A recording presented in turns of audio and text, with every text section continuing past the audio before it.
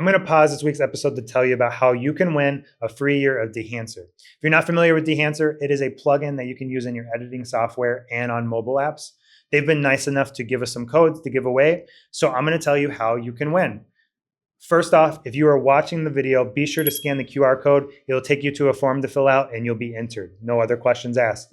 If you're not watching the video and you're on something like Spotify or iTunes, you can find a link in the description. By clicking on there, you'll fill out the form and you'll be entered. Again, no questions asked, just fill out the form and you are entered in to win a year of Dehancer. Okay, let's get back to the episode.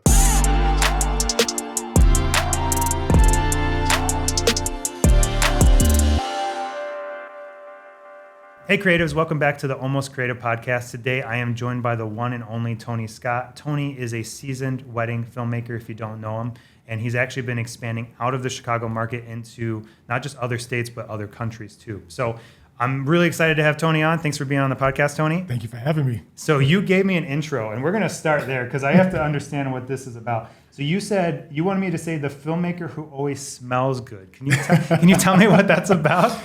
So I'm one of those people that I have a few gripes, a few handicaps, and one of them is fragrance. I have a very, very large fragrance collection that goes from, I have fragrances in my collections that were $30 up to fragrances in my collections that were $1,500. So ever since I was a kid, I've always been really, really big into cologne and smelling good. And of course, as I got older, it started getting into like the jupes and the curves. And then all of a sudden, I started getting into like the fragrances that were like $100, $200. Then I started getting into like the creeds, and yeah. So now I have a collection right now. I would say my approximate collection is somewhere around like $35,000 in just cologne. So not quite up to the gear level, but you're getting there. It sounds like. Well, actually, that might pass the gear. Actually, I guess you could say so. They're neck and neck. Like I tell people, there's a few things that I spend money on. One, my wife, camera gear, and cologne. Yeah, well, you're saying a lot of things I do not understand. When it comes to cologne for me, I just ask my wife what she thinks smells good, and then I spray that on before a wedding or before a shoot. So that's all I know. So you know a lot more than I do. See, I wish it was the opposite. In my wife's words, I created a monster because before my wife and I met, she was like Bath and Body Works. Yeah. And then I started introducing her into some of the high-end fragrances. Yeah. And so now there's this agreement we have that I have to buy her a bottle every time I buy myself a bottle. So she wants to try to match my collection, but I'm like, you'll never catch up because I'm not spending another 40 grand. Well, don't tell me anymore. I don't want to go down this slippery slope that you're on right now. So it's bad enough spending money on gear. I don't want to go down that route too. But no, that's awesome. I'm sure the bride and grooms and the wedding guests appreciate your fragrancy though. So, yes, yeah. Definitely, because they're always, I always get the like, what are you wearing? So I always get someone walking up to me. They're like, yeah. There's something to that. I mean, we see that a lot too. Like I've never had anyone say that I smell good. They said I smell bad, which is a good sign too. But they usually compliment us on the way we dress, and it's I'm always like, what are these other photographers and videographers dressing up like? Because I'm just wearing like a basic button up and a jacket. Like to me, that seems like common sense. But you would be surprised. I've seen some weddings where I'm doing video and another company's doing photo, and they're literally dressed in like just a t-shirt and shorts. Right. For a wedding. But they're creative, you know. You don't want to stunt their creativity. But see, it's like you don't want to stunt their creativity, but you also don't want to you want to blend into the event. So one of the things that I do is I actually ask my couples like, what is their preference? Because I've had situations where I've dressed up in a full suit. I've had situations where I'm in a polo. I've had situations where I'm in a dry fit t-shirt. Yeah. Because sometimes you come up in a full suit and they're like, you're at a barn wedding. They're like, what are you doing? Yeah, they're like, why are you in a suit? So I normally have on our discovery calls, I ask them what is the dress code?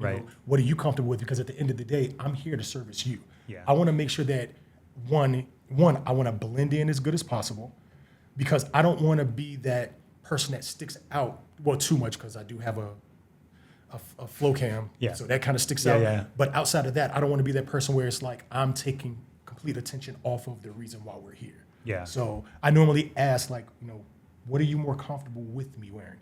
And most are just like, yeah, a polo is fine, or a dry Right. fit shirt is fine. Yeah, totally. That's awesome. Well, Tony, I wanna back up, rewind a little bit. Let's talk about how you got started in this industry to begin with. So how I got started, which was 14 years ago, was me replying to a Craigslist ad. Oh yeah, I remember Craigslist. I got some leads out of there, some sketchy ones too, but some legit ones. This one in particular, the ad specifically said, we're just looking for people with cameras to shoot events. So at the time, I was full force running my recording studio. I picked up a camera for photography to add on as a service for my music clients. So I'm like, well, hey, another avenue to generate revenue. I'm like, I have a camera, I can shoot video. Didn't even know what the gist of it was. Right. I call the person up. I'm not even going to name the name because that's a whole nother situation. I called the person up. He says, oh, well, we're a wedding film company. Have you ever shot a wedding before? I'm like, well, no, I've never shot a wedding before, but I've shot corporate events. I've shot birthday parties, things like that. He said, okay. He said, well, this is what I'll have you to do. I'm going to have you to go shadow one of my lead shooters. He said, just shadow him for about 2 hours. After those 2 hours, give me a call back and let me know what you think. Okay, great. So I go shadow the guy, see how he works, see how his setup is. I call the guy from this company. I'm like, yeah, seems pretty cool, pretty straightforward. He said, okay, great. I'm gonna assign you as the lead videographer for a wedding tomorrow. I'm like, okay. So of course, never shot at a wedding a day in my life before. So I just show up with my rig that I had at the time. Yeah. And guess what that rig was? One Canon 6D, a 24-105 f4, a monopod, and like a cheap shotgun mic. Did you have the little LED light too? I feel like I didn't even have the LED light. I didn't have any audio. I literally showed up to this couple's wedding with just that. Yeah. So I'm literally like running around trying to get all these different angles so they had enough footage to put together their highlight film. But now that I fast forward of how I shoot today, I'm like, what was I doing? Yeah. Like, why would I was just literally thrown into the wolves. So Yeah. ultimately, I freelanced for quite a bit for several different companies, just kind of like see the ins and outs of learning Right. what to do. Most importantly, learning what not to do. Yeah. And then eventually I got to a point where I was just like, okay, let me do this on my own. Like, let me take the good things that I've learned and polish those and make them even better. Yeah. And those things that I learned not to do, make sure I never do any of those. Yeah. So that's how I got my start, was literally replying to a ad and got thrown into the fire to shoot a wedding that I've never shot a wedding a day in my life before. That's crazy. Well, you made it out the other side. So hopefully, hey, who knows? Maybe that couple still watches their wedding video to this day. You never know. Hopefully. maybe not. Maybe they shouldn't watch it anymore. I don't know. I don't know how it turned out. But that's awesome. What was that jump like, going from, kind of having that umbrella of just freelancing to actually having to go out and find your own work? So for me personally, it was an easy transition because, again, my entire life, I've always been into entrepreneurship. Mm-hmm. I've always been a business owner. So I just kind of turned the page on how I would go to look for music clients. Yeah. Now I'm going to look for wedding clients. So of course it was a learning curve because music clients, there are certain places that you go Yeah. for those music clients. So then I had to learn okay, I want to shoot weddings. Where do I find these people? So that was kind of like a learning curve because of course when you're freelancing for another company, you can't, promote yourself at another one. So of course I would have those situations where a couple would say, "Oh my God, I love your energy. I love, the way that you work. My wedding is coming up in 6 months." So the right thing to do is say, "Oh, well, hey, I'm working on behalf of XYZ. Right. Go ahead and reach out to them." Right. So of course you couldn't build your Right. portfolio that way. So then it just got to a point where I honestly would just, even one of the things that I do still to this day, I pay attention to women's ring finger. Yeah. So if I see on their ring finger they have just their engagement ring, I just spark up a conversation. Yeah. That's literally how the bulk of my bookings happen. Yeah. Is I'm randomly whether it be on Facebook, Instagram, whatever, I'm just sparking up a conversation and then we go from there.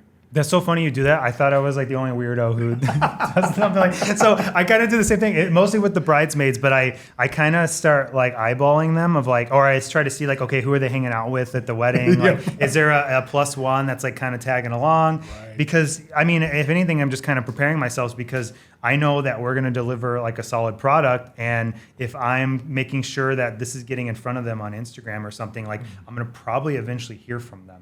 So Right. it's like I'm kind of like getting prepared. So then that way too, when they reach out, it's not like, oh yeah, I don't remember which bridesmaids you were. It was like, oh yeah, I remembered because I saw that you only had an engagement ring, and I saw you with your fiance on the Exactly. dance floor, and I remember who you are. So Exactly. So yeah, that's pretty much just very organic how Yeah. I found my leads. that's awesome. And so how long have you been out on your own then? So in February actually is 10 years. That's awesome. Yeah. 10 years in Congratulations on that. February. Yeah. Thank you. How many weddings are you typically doing a year? I would say on average 25 to 30. Yeah. Yeah. Yeah. I feel like that's a pretty solid amount. Yes. Like when you start kind of doing more than that, you start losing track, especially I know you got other things going on too. So it's like, Yes. it's not just weddings. So Exactly.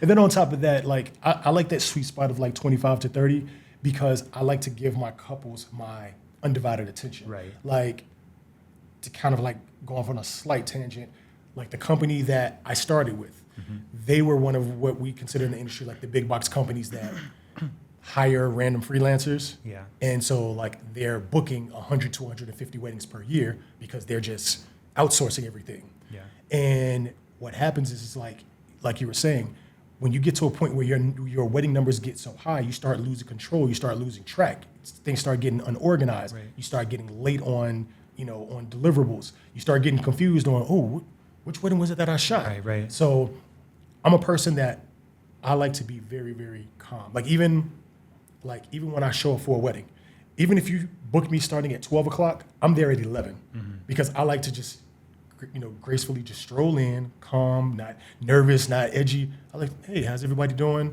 Get the lay of the land. And that's how I am in life. I just like to be calm and cool.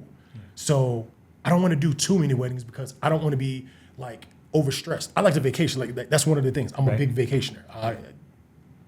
I love to travel. So I don't want to be working every day, all day. I want to I want to shoot your wedding, give your wedding my undivided attention, and give you the best product Yeah. possible. And then if you're traveling, hey, maybe you can take a little vacation while you're out there too. So you don't have to worry about rushing to get back for the next thing. So. Absolutely. That's awesome. So where are you? So I know you kind of mentioned how you were finding a lot of your clients initially. Where are you finding most of them are coming nowadays? So most of them are actually coming from two sources. I would say a good 80% is word of mouth. So a wedding that I shot before, Yeah. they referred me to someone else, and that's how I get most of them. The rest really are coming from like Facebook groups. Yeah. And again, just random conversations, seeing someone on the street or seeing someone's post, commenting on their post. Yeah. Like to kind of give you an example. I had one that was just really like out of the ordinary. The bride posted, hey, does anyone know where to get a QR code from? I'm like, I could do that. I'm like, I just messaged her. I said, Yeah. send me the link that you want the QR code to go to. I literally took out my phone, sent her the QR link, Yeah. the QR code. And it was like no questions asked. Like I wasn't trying to promote to her. Right. I was just like, here's the QR code. And then she came back, and then I think the conversation somehow diverted to like, oh, well, what exactly do you do? Oh, video. Yeah. Oh, I'm looking for a videographer. Jumped on a discovery call Yeah. like 2 hours later and booked her on that same call. Oh my gosh, that's awesome. All from me just helping out with the QR code. Like I wasn't even trying to advertise to Yeah, her. yeah. No, you bring up a really good point, and I think a lot of, especially photographers and videographers, especially when they're really hungry. I've seen this. I've seen this meme before. It's the Finding Nemo, like the pelicans or whatever it is. Yeah. They're like mine. But it's like a bunch of like wedding videographers. Like when a bride posts that she's looking for a wedding videographer, it's like mine. And so, like that's what happens in there. Like instead of like trying to add value in these groups, they're just like trying to spam their links. And brides don't care about that because they're just overwhelmed already. But if you do something like you just said there, where you're not just, awesome if she's looking for a wedding videographer, you get some business out of it, but you're not going into it with that mindset. You're going into it like, hey, I'm just going to help this person who's in this group see what happens, Right. and that's like the way to do it. So Right. I mean, because that's how I'm just in life, is just helping. Even what I tell my couples, I'm like, yeah, I'm here as your videographer or photographer, but if you have questions, because this is the thing about it, I've planned 3 of my own weddings. yeah, I've been in this industry for 14 years. So when you've been in the industry that long and you're married, you've went through the process yourself, Right. you understand the frustration, the anguish, just all of the emotions that the couples Yeah. are going through. So it's like, hey, if there's anything that I can do to relieve any of that stress, Yeah. like call me or text me, like use me as a resource, because like most of my couples, this is their first go around. Like, Right. Their first and hopefully only go Yeah. around. So I'm like, if there's something that you don't know about, like flowers, like ask me. I mean, no, like Yeah. one of the things that like a lot of couples don't know about flowers is how to recoup some of that money back. yeah, Get in contact with a non-for-profit agency. If you have real flowers at your wedding, Yeah. get in contact with the non-for-profit and donate those flowers to that non-for-profit. Yeah. You now have a tax write-off that you can recoup at least some of your money back Right. out of that $10,000 in flowers that you just bought for your wedding. right. So just little things like that helping them out. Yeah. They appreciate that. Oh yeah, totally. And you bring up a good point, and I think we lose track of this because, like, we're doing these calls all the times with couples. We're going to these weddings like every year, and so it's just like it's like the normal thing for us. But Yeah. this is, like you're saying, their first time, and I even a lot of times I'll open the call and tell them, hey, this is like a no pressure type call. Like, I'm here to learn more about your wedding. And if I think we are a good fit, I'm going to give you some options for that. If I don't think we're a good fit, I'm also going to tell you that, because, like, I want them to know that this call isn't going to end with me like twisting their arm and making them sign a contract at the end. Like, if I think we're a really good fit, I'm going to try to kind of lead that way, but like still not twisting their arm, but Right. I'm going to try to lead them in that direction. But there have been calls where I'm like, like I just had one the other day, and I'm like, how important is video to you? And she's like, well, we weren't going to do it. And then I still don't think we really want to do it. And I'm like, you know what? We're going to talk. I'm going to get you some more information from you. I'm going to share like why I think it's important. And then I'll send you some pricing, but you know what? Like, maybe talk with your fiance a little bit more. Cause like, she didn't really have his response yet. I was like, well, what does your fiance think? She's like, well, we haven't really talked about it. I'm like, you guys should really talk about this first. Like, this call might've been premature. Like, why don't you guys talk about that? Then let's get on another call. Like, I try to make them realize that, like, hey, like, I'm not trying to force you into booking Right. a package. Like, if I don't think you need video, or I don't think I'm the right fit, like, I'm going to let you know that. Right. And it's kind of like very similar things. So like I'll Yeah. when I'm on the call with a couple, I'll tell them the same exact thing. I also will let them know, like, if you feel that we're not a good fit for you, you just don't like us, I have a full network of other videographers and photographers Right. that I'm more than happy to refer to you or Yeah. refer, make the connection. Because at the end of the day, it's like, yeah, if we're not a good fit, that energy, like the energy needs to be right when I'm filming your wedding. Right. I want there to be smiles. I want there to be happiness. Like I tell my couples all the time, I have 2 non-negotiable rules. Rule number 1 is enjoy yourself. Rule number 2 is if anything goes wrong within the day, the bride is not to find out until after everything is said and done. Some planners need to hear that one. But that's a whole other That's a whole other conversation. conversation. So it's like at the end of the day, I want my couples to be very, very comfortable. And from beginning to end, I want them to be comfortable. So if within the call you find that, hey, the vibe is not there, the energy is not there, okay, great. Here's another group of people that I'll feel free to refer you to. Instead of you just throwing you back out to the wolves, and now you're like back on Facebook and Instagram. Hey, I still need a videographer. And then here comes the mind. And here's the mind, exactly. So yeah. Yeah, you said something I think is really solid too. So you said that you tell them that you'll send them to someone else. And I think that's actually a really good line. You might not realize it because it shows that you don't think other people are competition per se. Like you're kind of setting the tone of like, I'm not trying to take you from this other videographer. It's like, you're just trying to make sure they're getting paired with the right videographer. Exactly. Because again, understanding that this is your wedding day. Right. This is one of the most important days in your life. This is also one of the most important days of your life that you're not going to remember, because your wedding day is a huge blur. You get up, you get ready, you walk down the aisle, you party, you drink, and then you wake up and you're like, what happened? Right. So it's like that wedding film is that key piece that allows you to relive your day. Because again, as the bride, you're not going to see what the groom was doing. As the groom, you're not going to see what the bride is doing. You're not going to see all of the interactions that are happening all over the place other than where you are.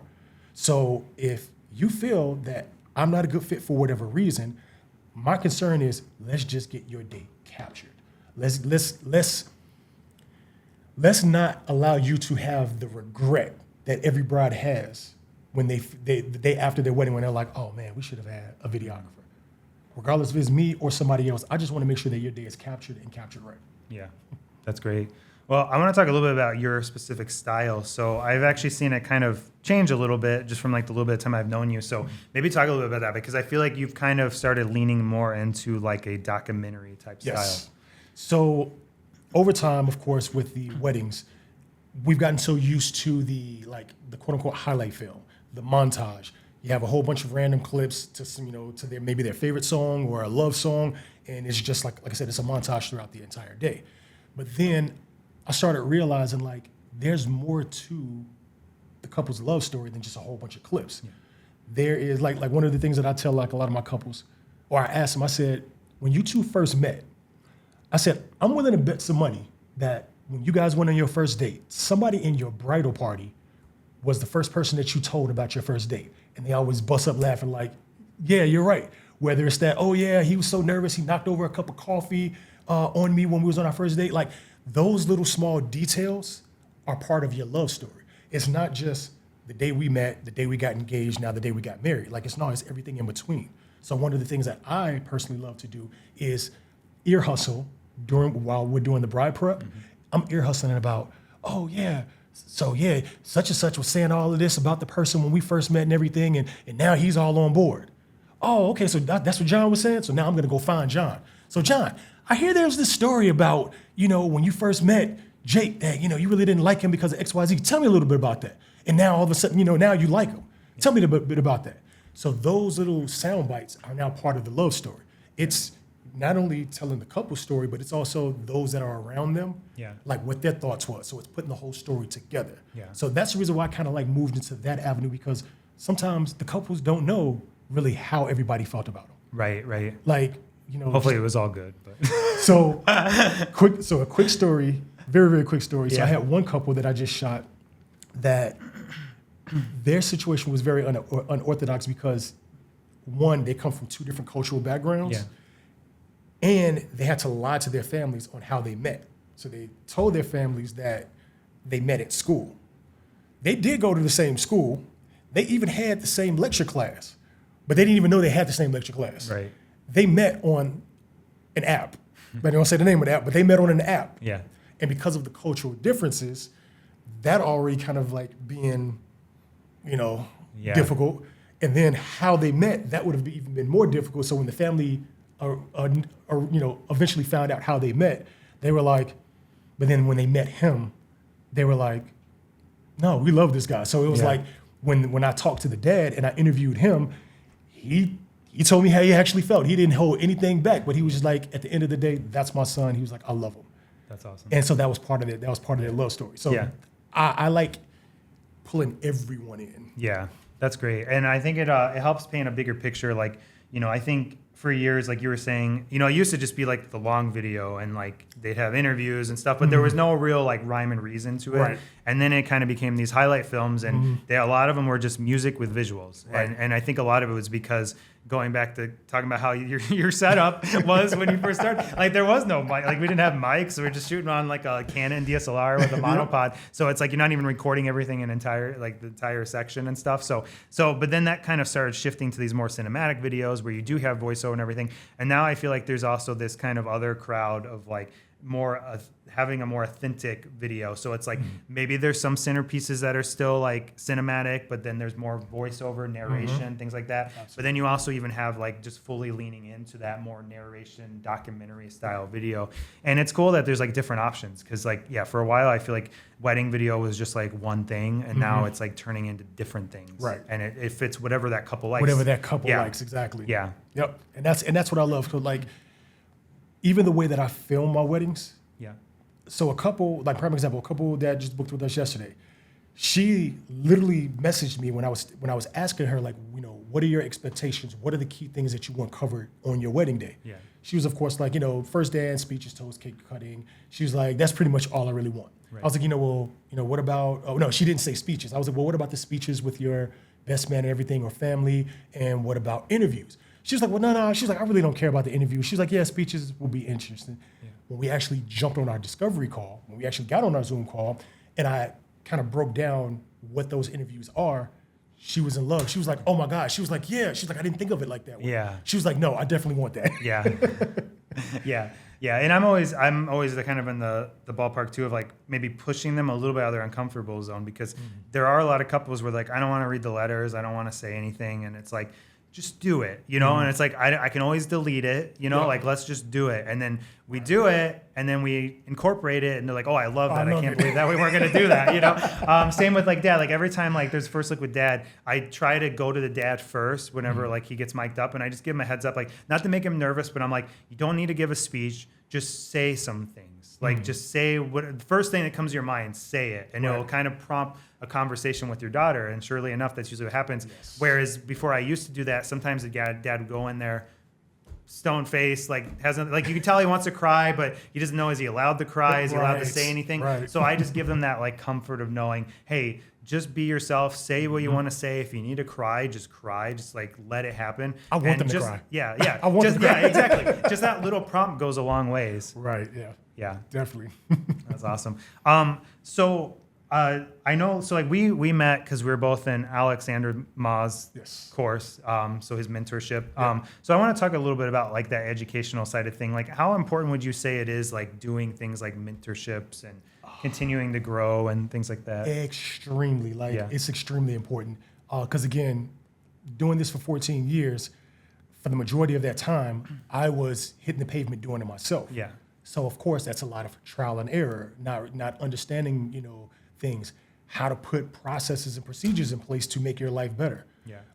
So being in that mentorship program, I'm going to say has drastically like grown my business, grown my company, and grown my knowledge. Yeah. Because like there's things that I wish I would have done this 10 years ago. Yeah. If nothing else, like all of the gear that I've purchased, all of the subscriptions that I have, I wish I would have gotten into the mentorship program in the very beginning. Yeah.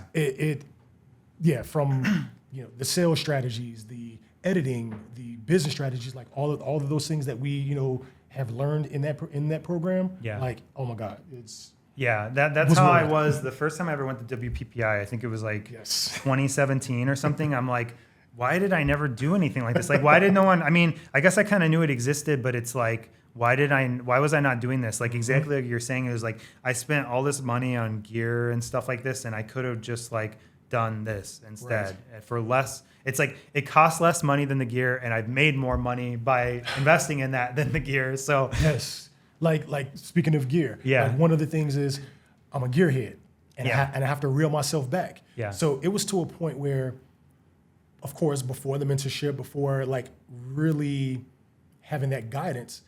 Again, I was trial and error. So I was that person where I was just like, oh, you got this lens, this lens, this lens, this lens. Oh, okay, let me get them all. Yeah. And then it's just like, well, Tony, you're shooting weddings. You really only need like a good 4 lenses that are your prime lenses that you need to shoot for a wedding. Yeah. So here it is. I have $30,000, $40,000 worth of lenses, and I'm only using maybe like $10,000 worth of the lenses. So again, within that program, we have some of those modules that teach us about the equipment. Like there's some other mentorship programs that I'm in also. And some of, they focus on different things. So yeah, I could have saved myself a lot more money by not buying gear that I didn't need. Yeah, that's awesome. What other kind of education have you done that you feel like has bettered yourself?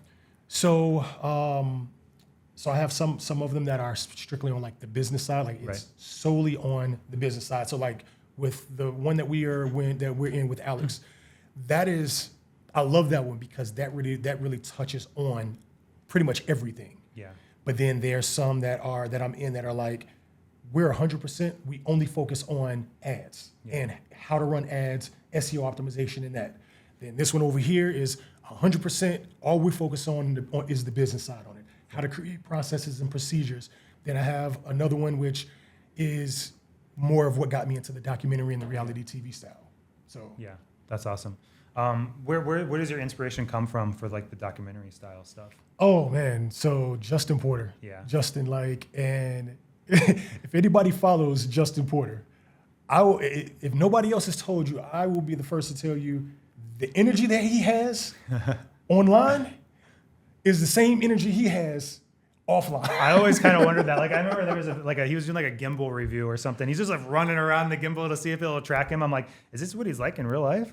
Every day, and one of the most humble people, one of the most creative people. Like there's conversations him and I have that I can't even go into right now because there's some things that are coming up. But yeah, he like so much energy. Yeah, and it's so much genuine energy. Like it's not like I'm running around like this to be part of my brand. Like like I'm genuinely excited about what I'm doing every single day. And so like we're working with him and, just seeing like that was one of the things that kind of opened up like, oh, there's more to this company's love story other than a montage of a whole bunch of clips and some music. Right. So that's what kind of pushed me more into the, documentary and the reality TV style. Reality TV style is just like really over the top. But the thing about that one that I had to learn is you really have to qualify your couples for the reality TV style. Yeah. Because the couple has to have that energy also. Yeah. Because if I have a couple that are like real mild-mannered, real quiet, real reserved, then the reality TV style is probably not for you. The documentary style may be, but the reality TV style is more like you guys are class clowns all day, every day. Yeah. Or you have just like I said, the Italian family that you guys argue about everything. I have one right now that we started with the dress shopping, and their wedding is actually coming up. But during the dress shopping, the mom and the bride got into it about the price of the dress. Right. And they got into a whole full-blown argument about it. And I was just like, we're doing the reality TV style. She's like, yeah, this is us. This is us every single day. We argue every day. We love each other, but we argue every day. So everything that you captured, keep it. I was like, because I still want to be cognizant of family dynamics. Yeah. So like, I don't want to put everything out there. So I do consult with them first. Like, hey, throughout the day, there's a lot of things that we captured. Is there anything that you're, really not, comfortable with us adding into the film? And again, because I'm there to service them, I want to make sure that they are fully aware and fully happy with the end product. Yeah, that's great. Yeah, and I think that's a good point too of like not forcing a style onto a couple. Like I would say we have some couples who maybe would be into that, but I'd say for the most part, our couples are usually like a little more laid back, chill. Like they want something that looks very pristine and polished, but with a little bit of that infusing of like the personality. And so it's like that's kind of like what our style is. It's like we're not full blown like hardcore cinematic luxury wedding, but it's like there's some of that sprinkled in there, but then also there's some real moments of like dad seeing the bride for the first time and the bride coming down the aisle, and we just let those linger, and it's like that's our thing, and that's what our couple's like. And so we don't I've never gone like, okay, I see what Justin Porter's doing, I'm going to do a 180 and just start doing that. It's like, it just wouldn't make sense for my couples, you know? And I don't think I'd want to do that either, because I see how much gear he brings. I'm like, I'm not about that. I want to go minimal. Let me correct you. No, you do not see how much gear he brings. We just shot a wedding in Houston for a couple that they're a reality TV, not reality TV, they're a YouTube content creation couple. Yeah. And so they're famous from doing that. Yeah, the whole truck. Yeah, no. Yeah. What you see is probably a portion of what's actually brought out. On his gear list, he's probably got like a truck as like the first thing, because it's like you got to put that stuff somewhere. So. Yes, it's a Dodge Ram truck full of gear, cart. Like I was like a kid in the candy store. Like I was like, and this is just the truck.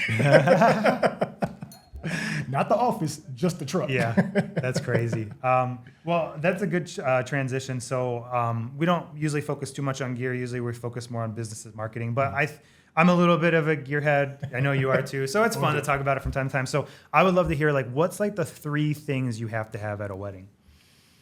The 3 things. So, of course, 60 Canon 60 monopod and the that used to be My must-haves, of course, is my Sony FX3 cinema cameras. Yep. Got to have your cameras.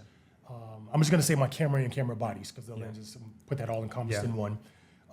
My Deity PR2s, and so my I gotta put these in categories because I can't just yeah, say yeah, yeah, individuals. yeah. No, you don't need to pick like specific Yeah. lens, but yeah, I'll take camera lens as one. Okay, thing, so yes, my Sony FX3 camera kits, my Deity audio kits, which are my Deity PR2s and TC1s, and then my lights.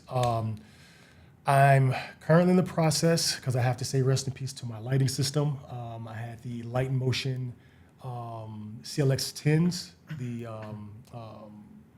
The company went out of business.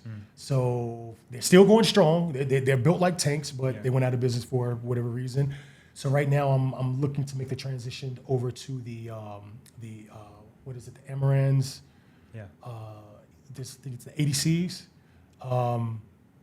So basically, yeah, cameras, audio, and lights. Those are like my must. Well, yeah, and my recorders. That's my audio bag. Yeah. Because I have to have my redundant audio because yeah. things happen. Oh yeah, totally. Hey, if you need some lighting, I would look into Nanlite if you're familiar with Nanlite. Okay. So I'll that's check what that all out. these are. They're all Okay. Nanlite lights. These are actually the ones we use.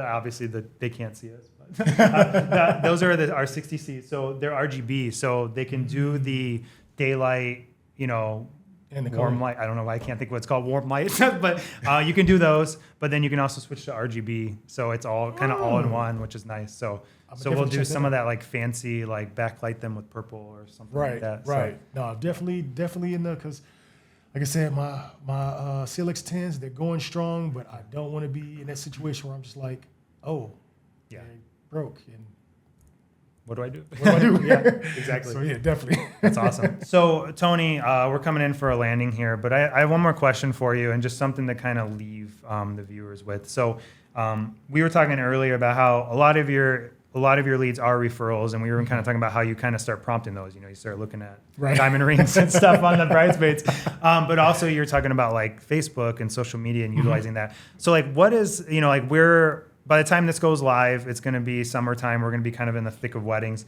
But as you know, our business, it kind of comes around like it's like a year in advance type thing. Right. So we're doing these weddings in 2025, but we're also now booking 2026, possibly 2027. So like what's some advice you'd give to someone, especially if they're struggling with leads right now, like how they could get themselves out there to try to get more weddings? So the most ironic thing is really become a resource. That's a lot of how I book my weddings. Yeah. I'm not jumping in on the Facebook that the bride posts up at 12 o'clock. I'm looking for a videographer, and at 12:03, she has 128 people. I'm a videographer. I'm normally trying to like help. I'm trying to be, I'm trying to offer some value. Because of course it's like, yeah, there's tons of videographers and photographers out here. Yeah. But it's like, are you really there trying to help these couples? Yeah. It doesn't it takes me 2-3 seconds to post. Yeah. Hey, this is what I'm looking for. Someone's like, even when a lot of the times my bookings don't come from the post that says I'm looking for a videographer. Right. A lot of those come from I need help with this. Like here's an actual story of a couple that I booked about a month ago. Their booking came from her asking about needing a hashtag. So got their names, and it took me all of about 3 to 5 minutes to Right. put a list together of a couple of cute hashtags for them to use for their wedding. Right. Shot that over to her. She was like, oh my God, these are so amazing. Like, I love them, I love them. She was just like, how did you do that so fast? I was like, conversation, I've been doing this for a while, and I was like, then taking it, oh my God, thank you so much. Like, is there anything I could do for you? I was like, no, it's cool. I left it there. She ended up going to my page. Yeah. And then of course, my page is dedicated to wedding video. She reaches back out. Oh my God, you're a wedding videographer. She was like, are you available on this particular day? I was like, well, let me check. Yeah. I was like, yeah, actually I am available on that day. Whoa, how much do you charge? Okay, hold on, before you get there, Yeah. I said, let's set up a call. Let's first and foremost make sure that I can check your boxes, Yeah. that I can get you what you're expecting, and then we can go from there. Again, jumped on a call that night Yeah. with her and her fiance and ended up booking them. And it all came from me just being a resource, just being there to help. Yeah. So, because again, if someone's posting up and they get 150 people all drilling the same thing, I'm a videographer, I'm a photographer, book me. Yeah. like, no, like you're just basically a needle in a haystack at this point. Yeah. So I literally go through Facebook and I'm really looking for ways to like be a resource, bring value to people. And I just move on. Because again, the majority of my bookings come from word of mouth. Like I'm already booked into 2027. Right. The majority of those bookings come from previous weddings that I've shot or someone seeing their video, oh, this is my videographer, give him a call. I don't really get that many bookings off of Facebook or running ads or anything like that. Yeah. So when I'm on Facebook, the few times that I'm on Facebook, I'm just like, oh, okay, I run across something. Oh, here's a QR code. Yeah. Here's some hashtags. Hey, go check out this venue. This is where I got married at. Yeah. And I just move on. No, that's awesome. You bring up a good point too, and it made me think like, if you're just going in there and you're just commenting, hey, I'm a videographer, you're going in with the wrong mindset to begin with, because you're just looking to take. You just want the business Right. versus wanting to actually help these couples. And that's really why vendors should be in those groups, is they're seasoned in this. They should be assisting these brides, not just trying to get business out of it. Right. Yeah, that's the biggest thing. And so, I mean, I just kind of took the values that I have in life and I took those values into my wedding film business. Yeah, that's awesome. Well, before we leave, Tony, is there any last things you want to plug or anything you want to leave the viewers with? Yeah, so definitely, if you guys are engaged, looking to I would say this, grooms, if you are thinking about proposing, I would love for you guys to reach out to us because we do more of the documentary style. I personally like to book weddings where we get them from the very beginning. We document the entire story. So that's a lot of what I've been leaning towards. So grooms, if you know that you're about to pop the question, reach out to us so we can actually get video of you actually picking out and shopping for the ring. I love those videos. That's awesome. That'd be a lot of fun. Well, awesome. Thanks for joining me, Tony. I appreciate your time and Thank you being for having here. me. And until next time, stay creative.